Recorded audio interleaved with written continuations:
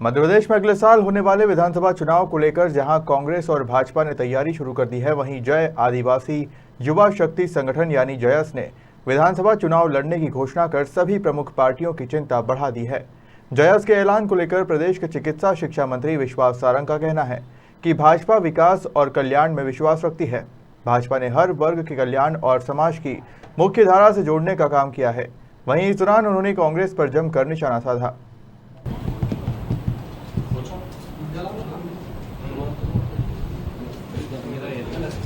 जयस सभी की चिंता का विषय बना हुआ है, न सिर्फ कांग्रेस के बल्कि बीजेपी के लिए भी जयस बड़ी चिंता का विषय है। देखिए, भारतीय जनता पार्टी विकास और कल्याण में विश्वास रखती है। हम पूरी तरह से प्रदेश के विकास के लिए कृतसंकल्पित हैं और प्रदेश में रहने वाली जनता के कल्याण के लिए कृतसंकल्पित है, और यही हमारी मुख्य सरकार चलाने का संकल्प भी है और उद्देश्य भी है।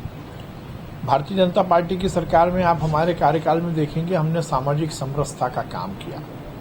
भारतीय जनता पार्टी ने हर वर्ग के कल्याण के लिए और उसे समाज से मुख्य धारा से जोड़ने का काम किया, चाहे वो आदिवासी वर्ग हो, चाहे एससी वर्ग हो, सामान्य वर्ग हो या पिछड़ा वर्ग हो। और भारतीय जनता पार्टी की सरकार हर वर्ग के कल्याण के लिए काम कर रही है।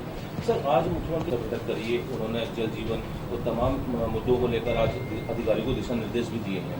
एक अधिकारी को सस्पेंड किया। देखिए, माननीय मुख्यमंत्री जी रोज सुबह से ही हर व्यवस्था को चुस्त दुरुस्त करने की समीक्षा करते हैं, और इसीलिए वो रोज सुबह जिलों के अधिकारियों के साथ बैठकर उस जिले की समीक्षा करते हैं, और लापरवाही यदि कोई करता है तो उसको निश्चित रूप से पनिशमेंट भी मिलता है।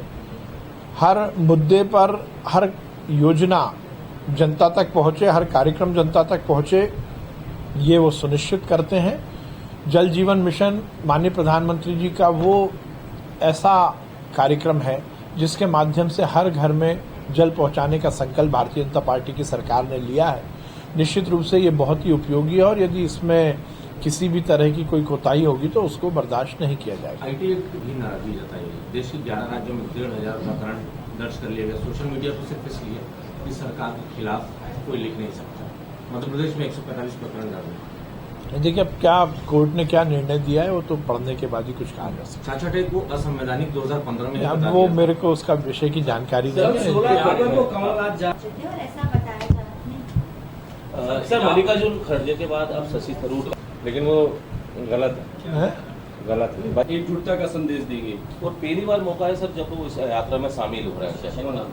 देखिए, कमलनाथ जी जानते हैं कि बिना किसी मुद्दे के समय खराब नहीं करना चाहिए। उन्हें मालूम है कि जबरदस्ती जाकर समय क्यों खराब किया जाए, पर अब उन पर दबाव है।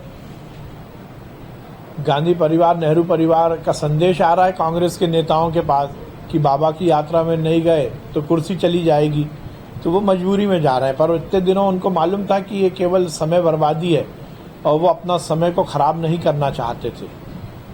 राहुल गांधी की यात्रा पूरी तरह फ्लॉप हो चुकी है, और इसीलिए अब 10 जनपद केवल इसी काम में लगा है कि किसी भी तरह कांग्रेस के बड़े नेता जाएं, रोज कोई एक स्क्रिप्ट लिखी जाए और वो फोटो की सुर्खियां बने, चाहे वो सोनिया जी के जूते के फीते बांधने की बात हो या और किसी तरह से मीडिया अपॉर्चुनिटी लेने की बात हो। केवल यात्रा केवल और केवल फोटो खिंचाने तक सीमित रह गई है। सर, मल्लिकार्जुन तो मुलाकात करेंगे कल, मल्लिकार्जुन खड़गे अपनी बात भी बोल के गए इस विषय पे। अब देखिए, बड़े ही दुर्भाग्यपूर्ण स्थिति है कि कांग्रेस गुट और गिरोह में बटी हुई संगठन के रूप में अब सामने जनता के आने लगी है।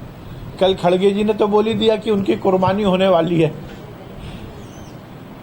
अब हमने ये बात नहीं बोली, उन्होंने खुद ने बोला कि मेरी जान बच जाए तो मैं आगे देखूं, और यही नेहरू परिवार का इतिहास रहा है। कांग्रेस में केवल हमारी चलेगी, केवल हमारे परिवार के ऐशो आराम के लिए कार्यकर्ता काम करे, और इसीलिए 80 साल के व्यक्ति जिनको वामप्रस्थ की तरफ जाना चाहिए उनको बिना किसी बात के दूल्हा बनाने की कोशिश की जा रही है। वो दूल्हा जिसकी दुल्हन का कोई अता पता नहीं है, 80 साल के व्यक्ति खड़गे जी को दुल्हा बनाने की कोशिश की जा रही है और बीच में बेगानी शादी में अब्दुल्ला दीवाना जैसे थुरूर भी उचक पड़े हैं, तो भगवान ही मालिक है अब कांग्रेस का क्या होगा।